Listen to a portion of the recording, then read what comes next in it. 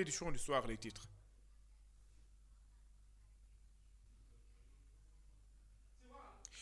Le Premier ministre Ousmane Sonko était donc de passage à l'Assemblée nationale lors des questions d'actualité. Les fonds politiques, la justice, l'emploi des jeunes au cœur donc des priorités du gouvernement. Le Premier ministre qui est largement revenu sur les fonds politiques. Il a d'ailleurs informé avoir initié un projet de loi en ce sens.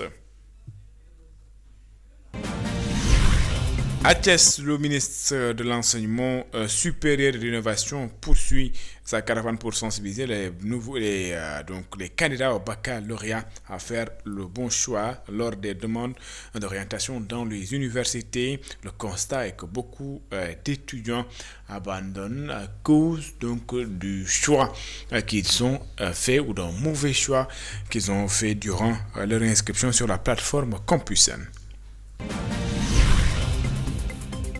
À quelques jours de la célébration de la fête de Tabaski, l'ambiance est morose dans les rues de Dakar. Certains citoyens ne cachent pas leurs inquiétudes.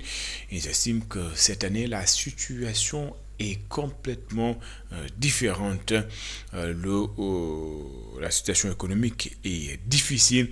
À cela s'ajoute donc le manque d'emploi. Les religieux prônent donc pour la patience. Voilà pour les titres. Le développement, c'est dans une poignée de secondes.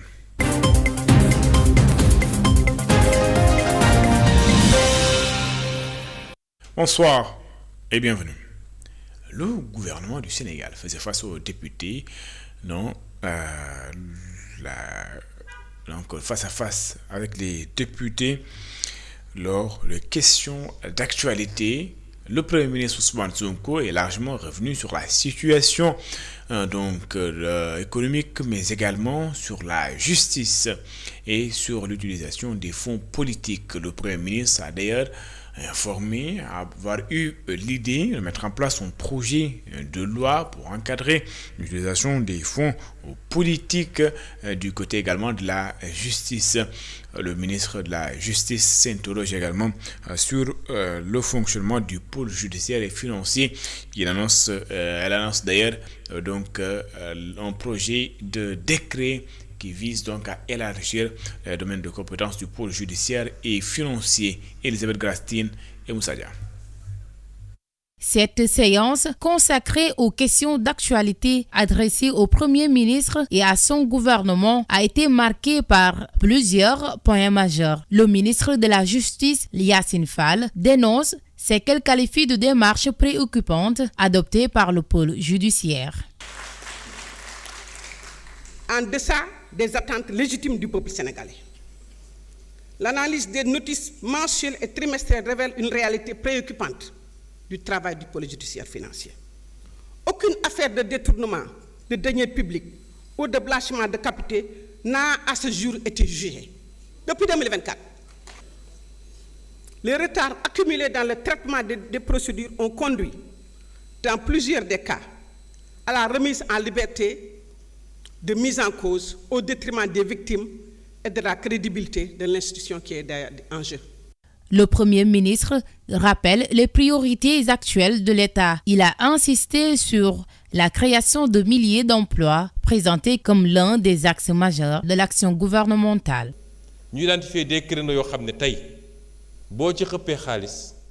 Nous avons identifié plusieurs secteurs capables de générer de nombreux emplois à condition d'y investir davantage. Il s'agit notamment des infrastructures, du logement social, de l'agriculture, entre autres. Je ne vais pas avancer de chiffres, mais des études ont été réalisées et montrent que ces secteurs peuvent créer des emplois directs et indirects.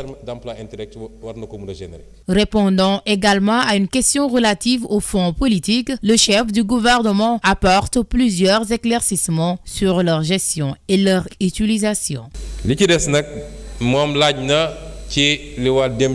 La question des fonds politiques fait partie de nos engagements électoraux. J'ai des divergences avec le président sur ce point. Je dispose de fonds politiques estimés à 1,770 milliard de francs CFA, mais ce que le peuple dénonce, c'est l'utilisation de ces fonds pour acheter des militants ou pour un enrichissement personnel.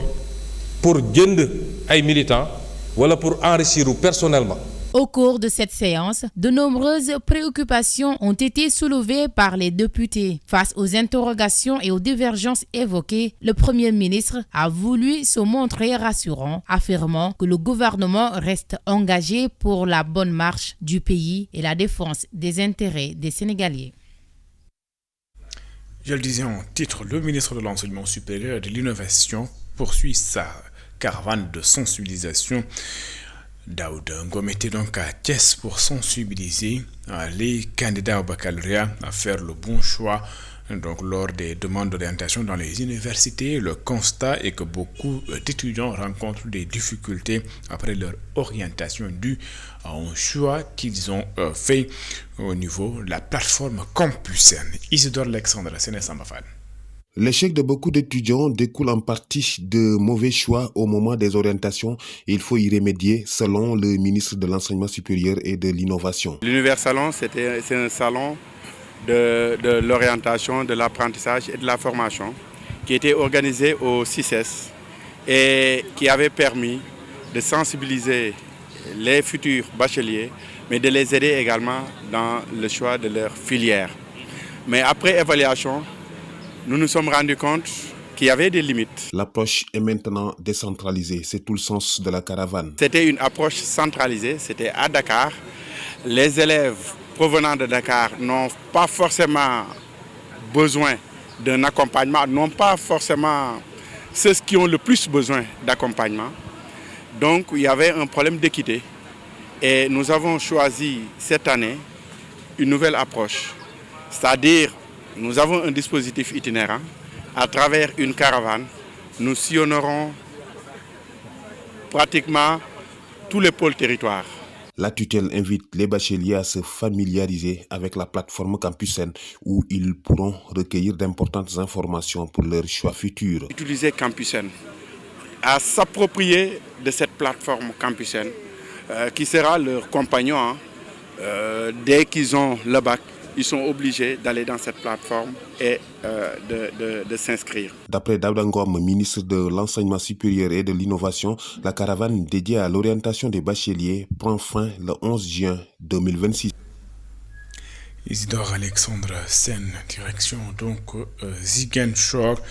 À Ziguinchor, c'est plus de 11 tonnes de produits impropres à la consommation qui ont été incinérés à la décharge de Mamatoro lors d'une opération de lutte contre les denrées dangereuses pour la santé. Ces produits retirés du circuit de distribution sont estimés à 18 millions de francs CFA. L'intervention s'inscrit dans le cadre du renforcement des contrôles sur la qualité des produits, mais également mise en vente sur le marché local. Les services compétents entendent poursuivre ces opérations afin de préserver la santé des populations. Capitaine Mbaye est le chef de la brigade régionale d'hygiène de Ziguinchor. Il est avec Hassanba.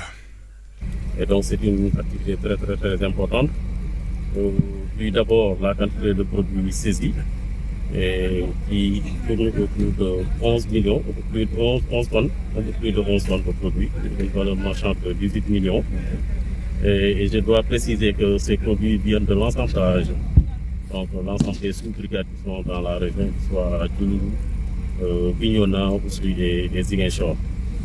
Voilà, donc autre aspect qui vraiment montre l'importance de cette activité, c'est que la consommation de ces produits peut vraiment poser des problèmes de santé publique, comme l'a dit M. le préfet. Donc c'est des produits qui peuvent entraîner des infections gastro-entériques aiguës, telles que des salmonelles, botulisme, etc. Mais qui peuvent également poser des problèmes chroniques, des problèmes de santé chroniques, et qui peuvent même aller jusqu'au cancer et autres. Donc vous voyez que c'est dangereux de les consommer.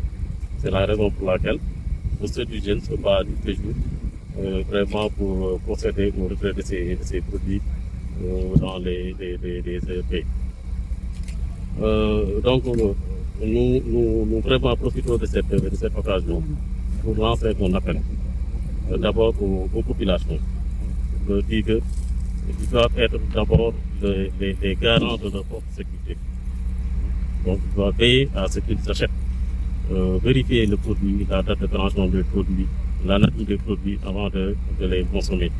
Mais également, il doit jouer un rôle vraiment d'avertir les gens au cas où ils verraient ces genres de produits. En tout cas, quelqu'un qui commercialise ce genre de produits puisse vraiment s'approcher du service d'hygiène pour dénoncer ça, comme l'a dit M. le préfet. C'est une question de civisme. Parce que si vous le faites, vous protégez également une bonne partie de la population. Le cadre régional de concertation des opérateurs de la filière anacarde de Ziguinchor hausse le ton contre la nouvelle taxe de 10 francs par kilo envisagée par l'État. Après une première taxe à l'exportation de 32 francs CFA, les acteurs de la filière dénoncent une mesure de trop qui risque selon eux de fragiliser davantage la campagne anacarde 2026. Le CROFAS évoque les conséquences économiques et sociales importantes, notamment une baisse des prix aux producteurs, des pertes d'emplois et un recul de la compétitivité sénégalaise. En signe de protestation, aucune ouverture d'entrepôt n'est autorisée depuis le 21 mai à Ziguinchor. Hassan Mbaye est le président des transporteurs de produits lourds à Ziguinchor. Il est au micro d'Hassan Ba. Il s'est trouvé que l'année passée, on a eu à avoir une discussion avec la douane pour fixer un prix à l'importation de la noix à 10 francs l'année dernière. Il n'était pas dit exportation, mais importation. On a discuté, on a trouvé un terrain d'entente. On est d'accord en tant que Sénégalais de payer 10 francs. Donc cette année, il y a eu un séminaire de 3 jours à Hambourg, à Sali. Et il est sorti de ce séminaire que les exportateurs doivent payer 32 francs à l'exportation. En appliquant les 32 francs, les 10 francs qu'on a payés l'année dernière sautent. Donc l'année dernière, les 10 francs ne concernent pas cette année. Donc là, tout le monde, c'est clair dans nos têtes. Et voilà qu'on a démarré la campagne. Le circulaire de 32 francs est passé partout. Tout le monde a partagé ça. Et les exportateurs sont en train de payer.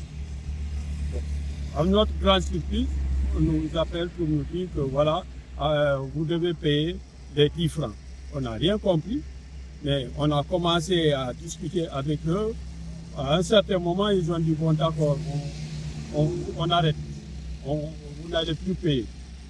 On a commencé l'année avant-hier. Avant-hier, on a commencé et d'autres sont partis charger. À leur grande surprise, on nous appelle aujourd'hui pour dire encore non, les 10 francs qu'on vous avait dit hier, on va encore appliquer ça aujourd'hui. Aujourd'hui, c'est trouvé que d'autres sont allés déjà faire le chargement. Et ils vont payer 100 000 par 10 tonnes, 200 000 par 20 tonnes, 300 000 par 30 tonnes. Dans ce sens. Donc le transport va arrêter. Les exportateurs, ils vont arrêter. Les commerçants, vous avez vu le président des commerçants vient de parler, on va arrêter. Tout le monde, on va paralyser. C'est pas pour paralyser, même le mot est trop fort, mais on va arrêter. Tout simplement, la campagne est terminée. 138e édition du pèlerinage marial de Popunguine. Le comité d'organisation a fait le point sur le dispositif mis en place pour accueillir près de 24 000 marcheurs attendus cette année et assurer également une meilleure organisation de l'événement. La thématique retenue cette année est sans crainte Marie, car tu as trouvé grâce auprès de Dieu. Paul-Marie Mandika est le vice-président du comité d'organisation et est ici au micro d'Absa Diokhane et de Barasso. Voilà, nous savons que cette édition de ce pèlerinage, c'est la 138e édition, qui est sous le thème suivant, le thème choisi par nos chers pères évêques, sois sans crainte Marie, car tu as trouvé grâce auprès de Dieu. Ce thème est choisi en lien avec la situation générale du pays, de la sous-région, mais au niveau universel. Et nos chers pères évêques nous invitent à l'espérance, à l'espoir, surtout pour la jeunesse désœuvrée et peut-être qui est découragée à cause de toutes les situations que nous vivons, la pauvreté, le manque d'emploi. Nous voulons leur dire de garder le courage et de ne pas avoir peur. Cette année, c'est le diocèse de Ziguinchor qui est à l'honneur. C'est l'occasion de prier pour notre chère région, la Casamance, qui a connu beaucoup de difficultés ces dernières années, depuis quelques années, et que le Seigneur apporte la paix. Que le peuple casamancé et que le peuple sénégalais n'ait pas peur, n'ait pas crainte, car le Seigneur fera des merveilles pour ramener la paix dans cette belle région qui est la Casamance. Nous profitons de l'occasion pour dire merci à nos autorités étatiques qui nous ont quand même accompagnés beaucoup par les moyens financiers mais logistiques pour nous faciliter cette démarche de foi. Nous disons merci à tous les bienfaiteurs, toutes les personnes. Et nous appelons nos frères et sœurs musulmans par rapport à la Tabaski et au pèlerinage. Nous formons un très beau peuple, un peuple qui travaille main dans la main.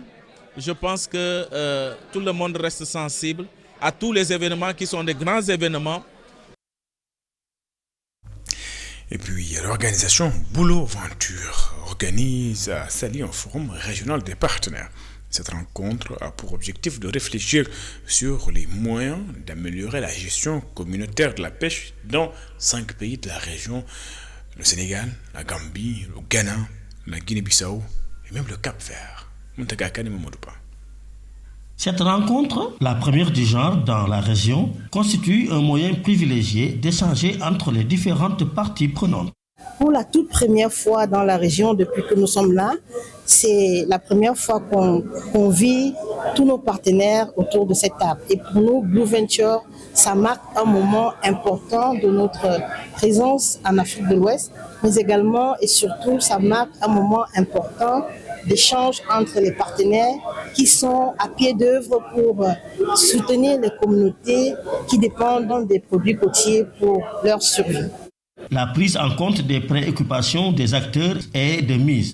Ce n'est pas une organisation qui demande voilà ce que vous allez faire. Ils nous demandent qu'est-ce que vous voulez exactement, quels sont vos besoins exactement que vous voulez. Donc ils nous accompagnent sur le plan technique aussi, en même temps pour la conservation de la ressource. Mais actuellement on est là pour échanger entre acteurs, pour voir ce que font les autres de l'autre côté. Il s'agit surtout de permettre aux pêcheurs de vivre convenablement et de manière autonome de leur métier. Il s'agit aussi de faire de sorte que les pêcheurs des zones rurales puissent trouver les ressources marines pour leur survie, en même temps que des revenus économiques issus de leur propre gestion. Ce forum régional de Boulou Venture aura ainsi permis aux différents acteurs de mutualiser leurs expériences et de renforcer la coopération sous-régionale autour de la gestion communautaire de la pêche.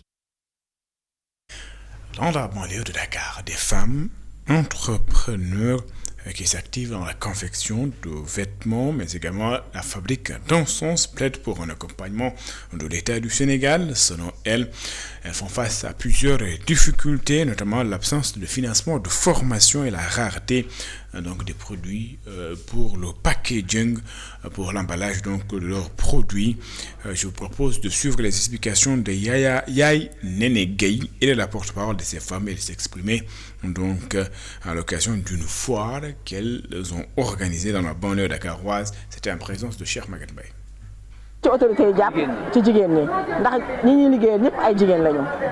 Nous travaillons majoritairement avec les femmes et elles ont besoin de formation. Peu importe le métier que l'on pratique, l'essentiel est d'être performant.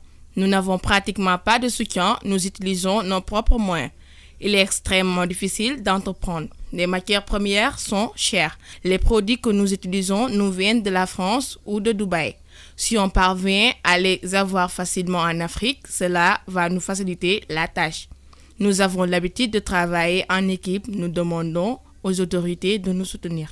Notre travail doit suivre tout un processus. Nous utilisons des produits bio pour les transformer.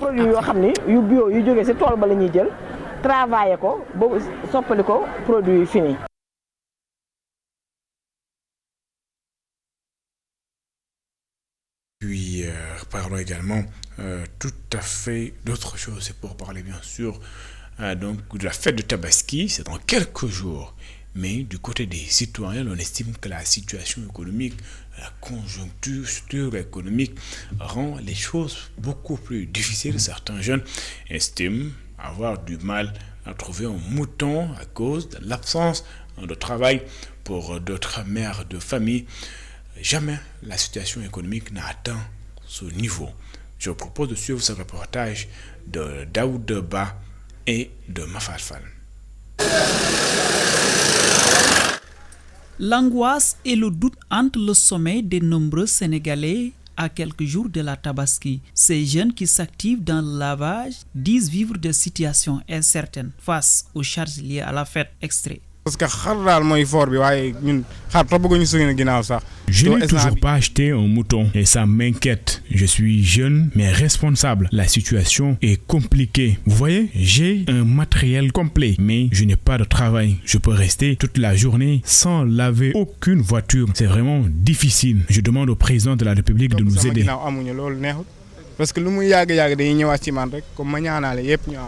Cette dame vendeuse de repas dit n'a plus espoir de pouvoir faire face à toutes les charges liées à la fête à quelques jours de l'événement. La situation est difficile, surtout en cette veille de fête de Tabaski. Je dois acheter un mouton chaque année, mais cette année, la situation est tout autre. Je suis une mère de famille, je dois soutenir mes enfants. C'est vraiment compliqué. Face à cette situation, le retour au principe de l'islam est considéré comme la meilleure voie pour surmonter ces épreuves. De dévotion qu'Allah subhanahu wa ta'ala a magnifié. Donc il faut le perpétuer. C'est pour cela que le prophète sallallahu alayhi wa sallam nous a dit que si la Tabaski arrive, si vous êtes en mesure d'acheter un bélier, il faut l'acheter. Si tu n'es pas capable d'acheter un mouton, tu achètes un brebis. Si tu n'es pas capable d'acheter un brebis, tu achètes un chèvre. Situation. La Tabaski, c'est pour perpétrer l'œuvre et la dévotion de la famille de Sayyidina Ibrahim alayhi salam. À quelques jours de la fête, inquiétude sociale et appel à la responsabilité. De nombreux Sénégalais espèrent encore des lendemains meilleurs. Une célébration qui rappelle les valeurs de solidarité, de partage et de justice sociale dans un contexte économique difficile. Daouda, merci. C'est la fin de cette édition. Merci de l'avoir suivi. Excellente suite de programme sur les antennes d'ITV. Juste après moi, Modou Baké Nyon. Il reçoit ce soir Las Badiani, des membres donc de la coalition Diomaye président. Vous l'avez compris. Question d'actualité, les audiences ou des consultations initiées par le chef de l'État. Un dialogue national, entre autres questions, seront donc au menu de cet entretien à suivre.